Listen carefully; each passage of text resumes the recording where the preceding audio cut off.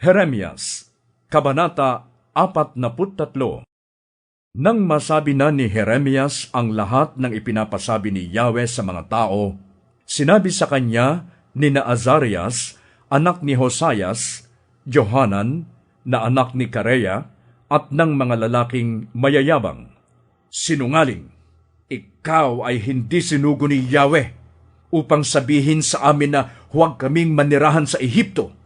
Sinulsulan ka lamang ni Baruk, na anak ni Nerias, laban sa amin, upang ibigay kami sa kamay ng mga taga-Babilonia. Sa gayon, papatayin nila kami o kaya'y dadalhing bihag." Si Johanan, ang lahat ng pinuno ng hukbo, at ang mga tao'y hindi nakinig sa mensahe ni Yahweh. Ipinasya nilang umalis sa Huda. Kaya tinipon ni Johanan at ng mga pinuno ng hukbo ang lahat ng nalabi na nagbalik sa Huda mula sa mga bansang pinagtapunan sa kanila, mga lalaki, mga babae, mga bata, mga anak na babae ng hari, at ang mga taong ipinagkatiwala ni Nebuzaradan, ang pinuno ng mga bantay, kay Gedalias na anak ni Ahikam at apo ni Safan. Kabilang din dito sina propeta Jeremias at Baruk. Hindi sila nakinig sa mensahe ni Yahweh at sila'y nagpunta sa Ehipto. Una nilang narating ang Taphnes. Sa Taphnes ay nagpahayag si Yahweh kay Jeremias, "Kumuha ka ng ilang malalaking bato at ibaon mo sa daanang papasok sa palasyo ng Faraon sa Taphnes. Gawin mo itong nakikita ng mga Hudyo.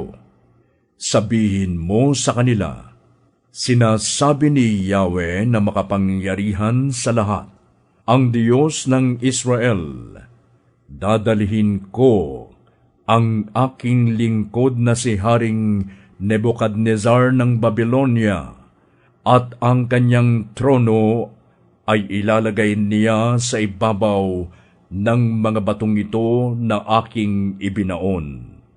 Ilalatag niya sa ibabaw nito ang kanyang tolda.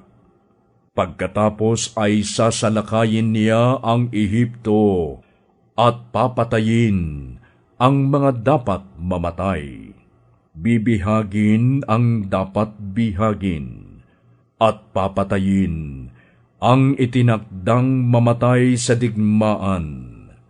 Susunugin niya ang mga templo ng mga Diyos-Diyosan ng Ehipto. Gayon din ang mga gusali, at bibihagin ang mga Diyos. Lilinisin niya ang lupain ng Ehipto, gaya ng paglilinis ng isang pastol sa kanyang kasuotan, upang maalis ang mga pulgas. Kung maganap na niyang lahat ito, matagumpay niyang lilisanin ang Ehipto. Gigibain din niya ang mga haliging itinuturing na sagrado sa Ehipto, at susunugin ang lahat ng templo ng mga Diyos-Diyosan doon.